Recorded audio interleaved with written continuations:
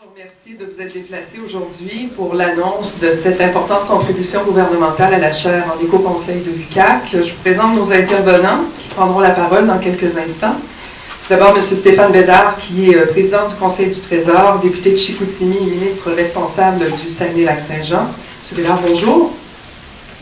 Également, le recteur de l'UQAC, M. Martin Gauthier. Bonjour à vous. Et M. Claude Villeneuve, qui est donc professeur et directeur de la chaire en éco-conseil. M. Villeneuve, bienvenue. Merci d'être présent. Je vais tout d'abord laisser la parole au ministre Stéphane Bédard afin d'annoncer cette importante contribution et je vous mentionne aussi qu'à la fin des allocutions de nos intervenants, il y aura une période de questions. Alors, merci. Très gentil. Donc, bonjour à vous.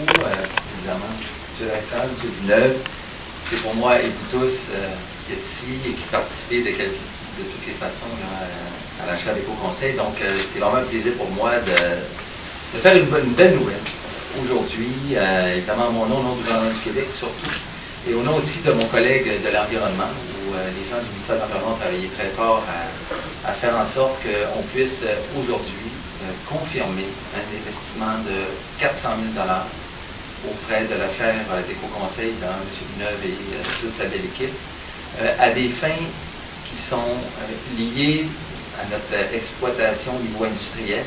Vraiment, c'est dans le but de mieux connaître, de mieux caractériser, de mieux utiliser les résidus du secteur des papeteries. Donc, on sait que c'est des procédés qui demandent au niveau chimique, au niveau des procédés, qui fait en sorte qu'on a beaucoup de résidus. Et ces résidus ne sont peut-être pas assez bien connus et peuvent être mieux valorisés et parfois, malheureusement, ils finissent carrément, on le sait, en fou.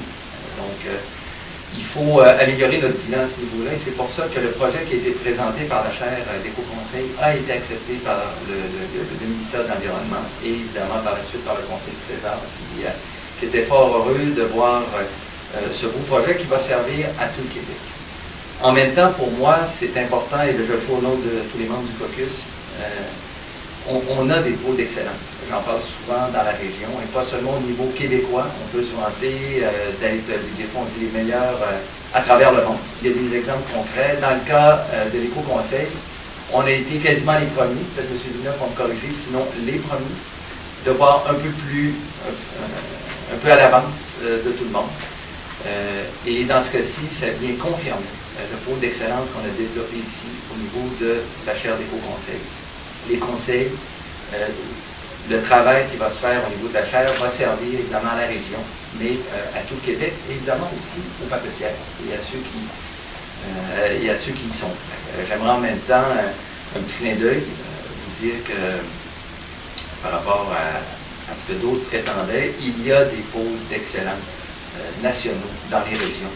Et c'est un bel exemple aujourd'hui, même si on n'est pas dans la vallée du Saint-Laurent, même si on n'est pas en banlieue de Montréal, il y a des endroits où on est capable, à partir du Saguenay, à partir de Chicoutimi, de rayonner partout à travers le monde. D'ailleurs, un peu plus tard, on mentionnera, on a réussi, à travers la confirmation de ces montants, de ramener ici des experts de calibre international qui œuvraient ailleurs, sur la planète. Donc, j'en suis très fier.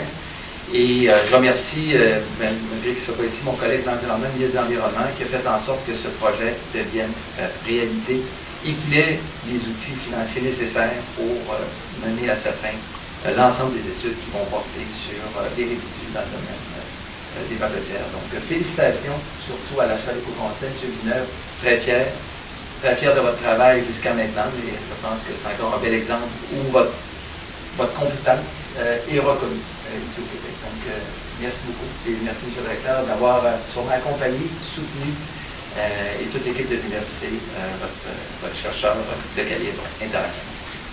Merci, M. le ministre. Et je laisse maintenant la parole à notre recteur, M. Martin Gauthier. Bonjour, M. le ministre. Toujours un plaisir de vous recevoir. Il me semble que quand vous venez et vous apportez comme ça des contributions importantes, des significatives, tant mieux. On a toujours des mauvaises nouvelles. Monsieur Villeneuve, donc, merci à tous d'être là. Encore une fois, merci, M. le ministre. Je vois que vous prenez un raccourci quand vous nommez votre ministère que vous représentez, le ministère de l'Environnement. Il me semble qu'il est plus long que ça, non? Oui, non, effectivement. Donc, c'est la chaîne. le NDDEF. Oui, avec la faute. Donc, merci pour cette contribution exceptionnelle pour mener un projet sur la gestion des biosolides. Encore une fois, comme M. le ministre le disait, ça confirme le très haut niveau de recherche réalisé à l'UQAC, qui ont un impact sur l'avenir du Québec, mais un avenir international en ce qui concerne ce projet spécifiquement. Mais c'est le cas pour plusieurs autres créneaux de recherche qui existent ici à l'UQAC, et on en est tous très fiers. Donc, félicitations au professeur Claude Villeneuve. J'en profite pour féliciter aussi Patrick Faubert, Sylvie Bouchard, que M. Villeneuve prendra le soin de présenter, M. Pierre-Luc Dessureau, David Tremblay, Pascal Tremblay, Richard Côté. M. le ministre en a fait allusion. Bravo à tous. Je prends soin de nommer ces gens-là pour marquer la reconnaissance envers leur engagement, leur travail engagé. Donc, je pense que c'est important. Donc, félicitations à tous. On va laisser le soin à M. Villeneuve de présenter concrètement la teneur du projet. Donc, merci. Merci, M. le recteur. Donc, M. Villeneuve qui représente cette contribution pour la chaire en éco-conseil et qui voulait bien nous parler du projet. Merci beaucoup, Monsieur le ministre, Monsieur le recteur. J'aimerais aussi souligner la présence de certains de nos partenaires, M. Pierre Vézina du CIFQ, M. Marc Hébert du ministère du Développement durable, de l'Environnement, de la Faune et des Parcs, M. Richard Whelan de Agrinova, qui se sont associés à ce projet. En fait, dans un premier temps, j'aimerais faire un petit bout de chemin sur ce que M. le ministre nous a ouvert comme porte, à savoir que la chaire en éco-conseil n'est pas la première unité en éco-conseil dans le monde, mais c'est la première unité qui fait de la recherche. Donc ça, en 2003, donc il y aura bientôt 10 ans, au mois de novembre, l'Université du Québec à Chicoutimi a eu le flair de me confier la gestion de cette unité de recherche qui aujourd'hui est devenue une des équipes, disons, originales et intéressantes. Pour moi, c'est extrêmement intéressant de travailler avec tout ce beau monde-là, qui ont comme mission d'opérationnaliser le développement durable. Donc, de faire d'une idée généreuse une façon de gérer, une façon de faire, une façon de transformer l'avenir plutôt que d'en être une victime. En fait, la chaire en éco-conseil s'est impliquée dans son histoire dans plusieurs types de projets et qui sont tous reliés par un élément commun, c'est la vision globale. Et cette vision globale, c'est quelque chose d'extrêmement important parce que un des grands problèmes de notre société, c'est que à force de vouloir découper les problèmes pour les rendre plus simples, on crée on débalance les systèmes, on crée des problèmes systémiques parce qu'on veut trop simplifier les choses. La chaire en éco-conseil, donc, essaie d'avoir toujours cette vision large des projets qui comportent des dimensions, bien sûr, scientifiques, environnementales, mais aussi des dimensions économiques, des dimensions humaines, ce qui nous permet d'envisager les problèmes dans leur complexité, au lieu de simplement se limiter à leur apparente simplification. Nous avons à la chaire depuis 10 ans plus de 4 millions de dollars de projets et de subventions qui ont été reçues et qui ont permis de créer un corpus de connaissances et qui ont permis d'enrichir la formation des étudiants en éco-conseil, mais aussi dans les programmes courts que nous donnons un peu partout au Québec. En fait, ce sont des programmes qui se donnent à distance et qui sont alimentés directement par la recherche. Il y a des programmes en développement durable appliqué, un programme au niveau de la gestion durable du carbone forestier, un programme dans le domaine de l'énergie, des enjeux énergétiques et l'éco-conseil. Et il y a un programme qui va commencer sur l'éducation au développement durable dès cet automne. Donc, ce sont des programmes qui sont alimentés directement par des projets de recherche, dont celui-ci. Et comment est-ce que se situe ce projet de recherche? En fait, il permet de ramasser sur un même sujet des compétences que nous avons développées au niveau de la réduction à la source des matières résiduelles, de la gestion des matières résiduelles, de l'atténuation des changements climatiques, de la séquestration du carbone, de l'analyse de cycle de vie, de la communication et de la compréhension des organisations. Et c'est pour ça que vous allez retrouver dans ce projet des spécialistes qui viennent de différentes disciplines et que vous allez aussi voir que ce projet-là a une approche holistique.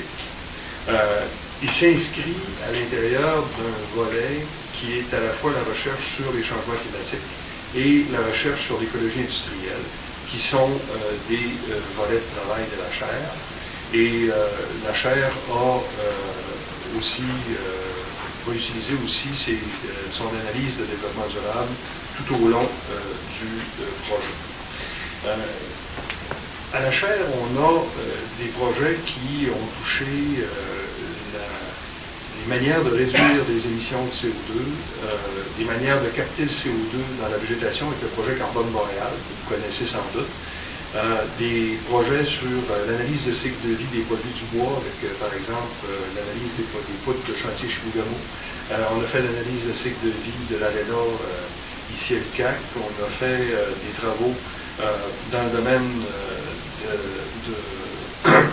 de différents produits au niveau de la gestion des matières résiduelles. Le projet compostable est un bel exemple. On l'a fait à Chicoutimi. On a créé une cueillette de matières organiques putrescibles dans les différents marchés. Ça a été créé sur un projet de recherche de 3 ans et ça se continue encore aujourd'hui parce que c'est rentable pour les entreprises qui y participent. Donc notre philosophie, c'est que les gens y trouvent leur compte. Ils trouvent leur compte à tout point de vue. Et dans ce projet-ci, on tient à ce que le ministère de l'Environnement et du Développement durable des parcs et de la faune soit capable de tirer son compte pour avoir la capacité de réduire les matières résiduelles, mais on veut aussi que les pâtissières aient la possibilité de le faire en ayant peut-être des nouveaux débouchés pour ces produits-là. Et on veut finalement que le gouvernement du Québec, dans son objectif de réduire en 2020 de 25% des émissions de gaz à effet de serre sur le territoire, puisse considérer cet aspect-là, la gestion des biosolides de papetière, comme une piste de réduction en prenant la meilleure voie de disposition ou de valorisation. Ça peut être l'épandage pour des fins agricoles, donc la fertilisation, le recyclage. Ça peut être une valorisation dans d'autres produits. Ça peut être aussi une élimination par combustion, mais avec un déplacement de combustible fossile, ce qui fait qu'au bout du compte, on arrive à avoir un moindre bilan carbone. Tout ça, c'est bien beau, on peut faire ça sur une feuille de papier en fin d'après-midi, mais lorsqu'on arrive dans la littérature scientifique, on se rend compte qu'il n'y a pas d'études qui ont été faites là-dessus dans le monde. Actuellement, on retrouve très peu de publications qui donnent des mesures par rapport à ce que j'ai expliqué tout à l'heure, les différentes dimensions. Donc, le cœur du projet va être de mesurer ce qui se passe réellement, et cette mesure-là va se faire sur des dispositifs expérimentaux scientifiques solides et qui vont permettre de faire des publications qui vont enrichir la communauté scientifique internationale avec cette connaissance qui nous manque à tous. Alors, donc, les résultats qui vont sortir de ces analyses-là, non seulement vont servir à former les étudiants, mais vont servir aussi à ce que d'autres scientifiques ailleurs ou d'autres gestionnaires ailleurs puissent faire le travail. L'idée nous est venue, en fait, lors du 20e anniversaire de la valorisation des boues municipales à Saguenay. Tout un anniversaire. Oui, mais non, c'est amusant parce que c'est le premier projet qu'on a analysé en 1991 dans l'Université d'été internationale sur le développement durable. C'est le premier projet régional qui a été étudié par mes étudiants à l'époque. Donc, 20 ans après, ils nous ont demandé, ben écoute, tu disais il y a 20 ans, si ça avait des bonnes pistes de développement durable, peux-tu le regarder 20 ans après? Et on l'a regardé à la lumière des émissions de gaz à effet de serre. Et on s'est rendu compte que la valorisation des boues à Saguenay avait un avantage en ce qui concerne l'empreinte carbone, si on veut, par rapport à toutes les autres formes de valorisation. Fait que ça nous a amené, M. Marc Hébert, du ministère de Développement durable et environnemental, était à ce moment-là le gestionnaire de projet et nous a dit, est-ce qu'on pourrait penser la même chose pour les bouts de papetière? C'est là qu'on s'est mis à se creuser les méninges et à se rendre compte qu'il y avait pour répondre aux questions. Donc, c'est ce qui a provoqué, si on veut. Donc, les choses se construisent dans le temps et se construisent à partir du terrain, de la réalité. Donc, ces nouvelles connaissances-là sont extrêmement utiles.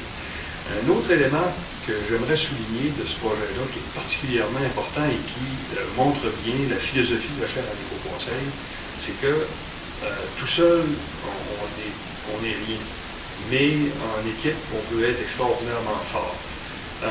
Lorsqu'on a commencé à construire ce projet-là, on a approché des partenaires qui avaient des outils dont on ne disposait pas. Par exemple, on a approché Agrinova qui a mis à notre disposition un terrain, un champ pour faire des expérimentations à la ferme expérimentale d'Alma et du collège d'Alma. Donc, ça nous a donné, la possibilité de faire un travail scientifique sans être perturbé par ailleurs, parce que le champ va être dédié à la recherche, ce qui ne serait pas possible chez un agriculteur conventionnel. On a approché Agriculture et Agroalimentaire Canada, le docteur Philippe Rochette et son équipe, et puis du docteur Rochette, ça s'est su à l'intérieur de la boîte et on a recruté plusieurs autres chercheurs qui ont dit on peut-tu travailler avec vous autres? Alors ça a créé un pôle là et toutes les analyses de gaz à effet de serre vont être réalisées dans les laboratoires du docteur Rochette. Donc on a là une collaboration absolument exceptionnelle qui va nous permettre aussi d'avoir des publications de très haut niveau parce que ce sont des scientifiques de très haut niveau.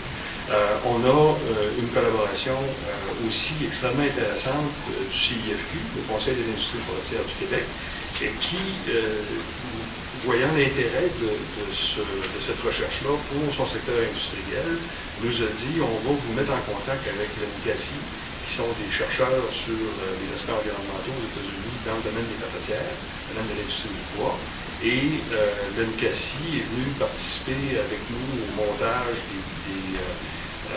des protocoles pour l'échantillonnage et a assisté à des échantillonnages qui ont été pris dans l'industrie. Le CIFQ nous a aussi permis d'ouvrir les portes des pâtes et papiers qui font de l'élimination des bouts de papetière par incinération, par valorisation énergétique, pour être capable de mesurer à la cheminée, parce que c'est pas toujours évident de les mesurer à la cheminée des usines, et on a une excellente collaboration grâce au CIFQ. Donc, ce qu'on voit, c'est qu'un bon projet qui a des intérêts pour tout le monde, qui regroupe un grand nombre de personnes, peut devenir, je pense, un grand projet. Alors, il y a aussi des entreprises régionales qui sont déjà impliquées avec nous. Produits forestiers résolus à Kenogami, produits forestiers résolus à Alma, et puis Solutions 3R, qui sont des entreprises donc, qui vont participer au projet de recherche, soit en nous fournissant des informations, soit en nous fournissant des biosolides pour nos dispositifs expérimentaux, ou soit en regardant les plans de valorisation agricole, plans de fertilisation au niveau des champs. Donc, c'est un très, très beau projet. Puis, comme l'évoquait M. le recteur, ça nous a permis à la fois de faire valoir les compétences qui étaient déjà dans notre équipe, mais surtout d'aller chercher des compétences à l'extérieur. Et quand on a lancé dans les revues internationales l'ouverture de postes pour un gestionnaire de projet sur ce projet-là, on a eu 41 candidatures, parmi lesquelles celle de Patrick Froubert, qui est un Québécois, qui a fait son doctorat en Finlande, qui est un spécialiste de la mesure des gaz à effet de serre, et qui était à l'Université de Munich et qui a quitté son poste de postdoctorat à l'Université de Munich pour venir se joindre à notre équipe, et M. Richard Côté, qui est aussi un docteur en sciences et qui en biologie végétale, et physiologie végétale, pardon, et qui travaillait à l'Agence spatiale européenne et qui est venu se joindre à notre équipe à la fin de son contrat à l'Agence spatiale européenne pour travailler sur dans le domaine, avec nous, dans le domaine de l'écologie industrielle. Et on avait déjà dans l'équipe des gens comme David Tremblay, qui est un géographe, qui lui va se spécialiser dans les rencontres, les interviews auprès des gestionnaires pour être capable de trouver quels sont les blocages, quelles sont les opportunités, quelles sont les représentations qui sont liées avec la gestion de ces produits-là. Pierre-Luc Dessureau, qui est notre expert en analyse de cycle de vie et en empreinte carbone. Donc, dans l'équipe de la chaire, on a aussi des gens comme Sylvie Bouchard qui vont être impliqués. On a, en fait, collégialement, l'essentiel de notre groupe va participer à cette recherche-là.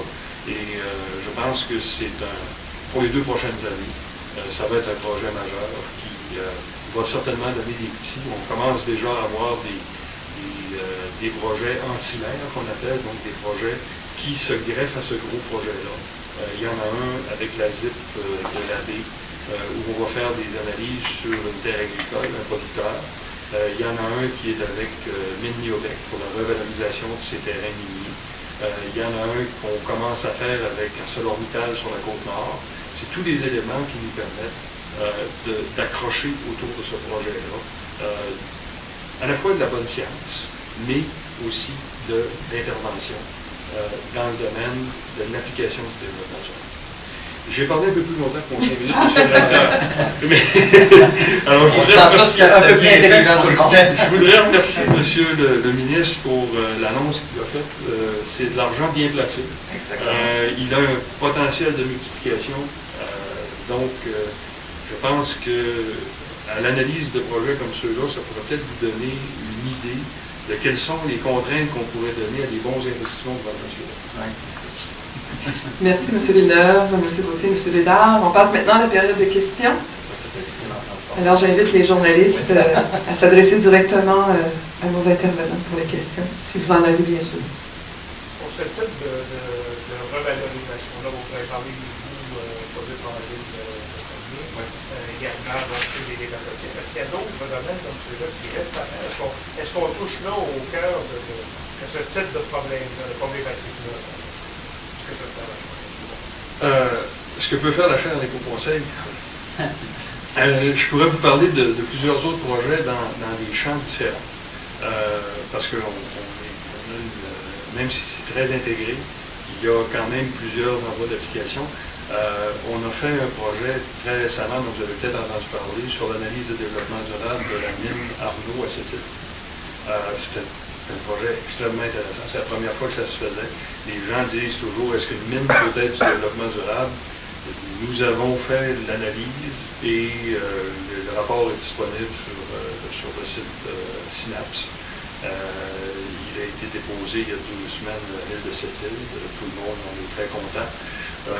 On a aussi, comme je disais, on commence à travailler sur le potentiel de créer des puits de carbone dans des terrains de résidus miniers.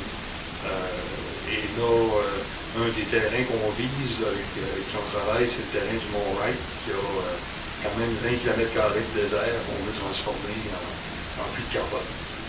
Donc ça, c'est directement lié avec l'expertise de nos gens et avec les recherches qu'on a faites dans le carbone boréal. Donc, les fonds qui ont été donnés par des gens comme vous, par exemple, qui avaient compensé vos émissions de gaz à effet de serre l'année dernière, ont servi à développer des connaissances qui, aujourd'hui, servent pour innover réellement dans ce domaine-là. Nous avons, au niveau de la grille d'analyse de développement durable, des projets qui sont extrêmement importants que je ne peux pas annoncer aujourd'hui parce que ce n'est pas encore signé. On a aussi des projets d'autres types qui vont dans le domaine social plus spécifiquement, qui nous apportent aussi des connaissances et du travail important. Je vous demande ça parce qu'effectivement, on est dans le cœur des problèmes centrales actuellement. On parle de développement d'un côté, il y a beaucoup de résistance maintenant à l'intérieur de la société par rapport à certains types de développement. Nous, le type de solution que vous apportez, c'est un peu, c'est une réponse aux inquiétudes de l'un et de l'autre, des investisseurs et de la population. Parce que est-ce qu'effectivement, il y a moyen d'accentuer ce travail-là, en sorte de rendre au public vos avancées, question de faire en compte. Tout ce qu'on peut rendre au public passe par le site Synapse. Alors, si vous allez sur ce site-là, vous allez voir, il y a énormément d'informations qui viennent directement de nos travaux. Tous les rapports qu'on fait sont aussi diffusés. Par exemple, ce qu'on a fait au niveau de compostable, ça a été diffusé au grand public. Les rapports, on a fait des guides. Recycle Québec a publié des fiches autour de ça. On redonne au public aussi, avec une grande transparence, les travaux qu'on fait, comme on a fait avec Ressources d'Ariane, par exemple. Ça fait partie de notre philosophie, puis ça fait partie aussi, je pense, du développement durable. C'est que souvent, on arrive à des situations bloquées, pas parce que les gens sont de mauvaise foi en partant, mais parce que soit on ne les a pas inclus dans la réflexion, soit on les a mis devant le fait accompli, soit on est à quelque part, il reste encore de la recherche à savoir pourquoi les gens se réveillent le matin en disant je compte, là, mais il y a beaucoup d'éléments qui viennent de nos travaux qui montrent qu'on peut réussir à passer par-dessus ce genre de controverse. Et on se rend compte aussi que quand on fait participer les gens, on obtient généralement, vous regardez ma chronique de demain dans le quotidien, pour faire, je parle d'un exemple d'énergie à base communautaire qui est fort intéressant. Donc on essaie de diffuser au maximum. Ma collègue Nicole et moi, on publie chaque semaine une chronique dans le quotidien qui touche ce genre de choses-là. Des fois ça vient de nos projets, des fois ça vient de nos réflexions. Mais ça fait partie de, je pense, ce qu'on doit rendre à la population, de manière à ce que les gens soient mieux outillés pour comprendre et prendre des décisions éclairées. Si je peux me permettre, Claude, la plus grande partie du transfert, c'est que Claude est très impliqué aussi dans l'enseignement, donc on forme des éco-conseillers au travers des programmes cours et des tests. Donc si tu veux, c'est les meilleurs ambassadeurs, c'est des éco-conseillers en fait, qu'on utilise ici à l'UQAC, d'ailleurs Expo qui se passe à côté en ce moment, est guidé par un éco-conseiller. C'est une obligation que l'université impose aux promoteurs qui viennent au pavillon sportif, et ça se réplique comme ça dans différentes activités comme les Jeux du Québec, comme les Jeux d'Irlande, des choses comme ça. Je pense que ça, c'est une forme de transfert par l'enseignement et de former des professionnels en éco-conseil. Tu veux continuer pour... Non, c'est toujours, il reste toujours l'exemplarité, M. Pointeur. On a un plan de développement, mais effectivement, on essaie d'appliquer parce que dans le fond, c'est un laboratoire vivant. Le développement durable, ça n'existe pas, je le dis depuis bien des années, ça ne veut pas dire que parce que ça n'existe pas, c'est pas désirable, il faut l'inventer. Et pour l'inventer, il faut être capable de mesurer qu'est-ce que nos intentions donnent, qu'est-ce que nos gestes donnent en réalité, puis être capable des fois de faire un pas en arrière pour mieux avancer. Il y a des pistes qu'on explore, puis à un moment donné, on se rend compte qu'on va se caler. C'est un exemple que je donnais jadis. Quand tu veux traverser une tourbière avec un 4x4, tu te lances dans le milieu, tu fais juste rajouter de l'essence dans ton véhicule, tu vas toujours rester à la même place pareil, tu vas manquer d'essence. Il faut avoir une vision large, savoir quel est le meilleur chemin pour arriver à ses fins, puis des fois accepter qu'il va falloir que tu mettes du bois sur le chemin que tu veux traverser, donc il faut investir. Des fois, tu n'obtiens pas le résultat au moment exact où tu le veux, mais ces démarches-là nous permettent d'arriver à nos objectifs. Ça va, M. Laclane? Oui. Peut-être une question par rapport à l'information citoyenne. Quand ça a été l'erreur boréale, les écologistes ont condamné des consortiums de recherche financés par l'Union européenne. Avez-vous pas peur à votre tour en année de critiquer par rapport à votre proximité avec des compagnies minières, avec les papetières? Oui, alors là-dessus, c'est relativement simple. J'ai lu à répondre un jour à l'Assemblée nationale l'année prochaine qui me demandait vous n'êtes pas en conflit d'intérêt parce qu'une partie de l'argent qui vient à la chaire vient de Recycle Québec. Puis effectivement, il y avait 5% des fonds qui viennent à la chaire viennent de Recycle Québec. Il y a d'autres fournisseurs, il y a des gens comme Éco-Peinture, il y a des gens comme il y a des contributeurs complètement individuels, les Cowboys fringants. Et peut-être l'autre élément, c'est que les prestations des professeurs à la chaire sont complètement versées au financement de la chaire et c'est ça qui est le plus gros poste de revenu. Alors, les conférences, des choses comme ça sont complètement versées à la chaire. Les chroniques au quotidien aussi. Et ça ne représente pas un gros revenu. Mais au total, ce que je pourrais vous dire, c'est que cette année, on va avoir un budget de salaire d'entour de 500 000 $. Donc, en quelque part, ça prend les sources de revenus. Et ces sources de revenus-là sont très diversifiées et majoritairement non attachées avec des résultats. Donc, quand on fait un projet avec une entreprise, la teneur du projet est déjà connue, mais des fois, on a aussi des financements sans contrepartie.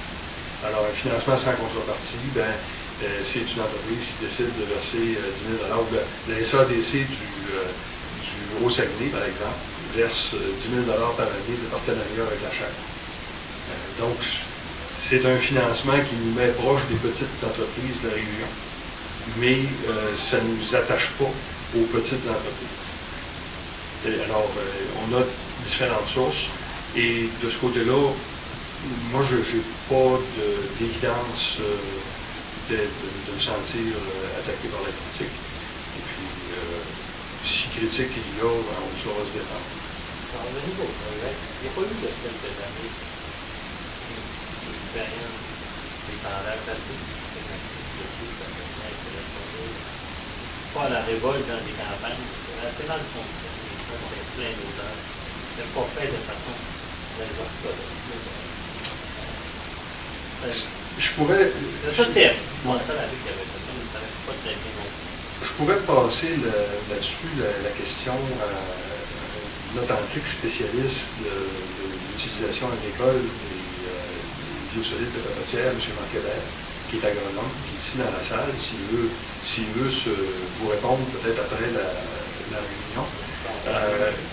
Toute forme moi, ce que je peux vous dire, c'est que toute forme d'intervention dans laquelle on n'a pas pris soin avant de mesurer les impacts, d'estimer, c'est des interventions qui risquent d'avoir une réceptivité négative de la population. Et il faut toujours penser aussi que ma solution peut devenir le problème d'un autre. Alors, si je n'ai pas la communication avec l'autre avant, il ne verra pas nécessairement avantage à avoir un problème parce que moi, c'est ma solution. Et souvent, les projets qui ratent sont des projets qui n'ont pas eu, je dirais, la prudence élémentaire de faire cette première communication, discussion, évaluation, parce qu'on a trouvé une solution miracle, qu'on y va, puis hop, c'est parti, c'est plus une responsabilité. Alors, on l'a vu dans le domaine des journées avec la valorisation des boues municipales. À Saguenay, ça n'a jamais vraiment posé de problème parce que dès le départ en 1991, ça a été pensé en développement durable et ça a été bien fait en développement durable. Et par rapport à d'autres villes au Québec où on a tenté de faire la même chose, malgré tous les bénéfices agronomiques qui sont associés avec ça, il y a de la résistance. Alors, en ce qui concerne les biosolides de papetière, l'ébandage est déjà une pratique qui est courante depuis les années fin des années 90. Et depuis qu'il y a des systèmes d'épuration, en fait. Et cet épandage agricole est apprécié des agriculteurs, mais il doit être fait selon un plan agronomique de fertilisation. Et il doit être fait dans des conditions qui sont optimales pour éviter justement qu'il y ait des nuisances, comme les odeurs. Merci beaucoup. M. Tremblay, d'autres questions? Alors voilà, c'est là-dessus que se termine ce point de presse. Merci encore à nos intervenants, M. Villeneuve, Bédard et Gauthier.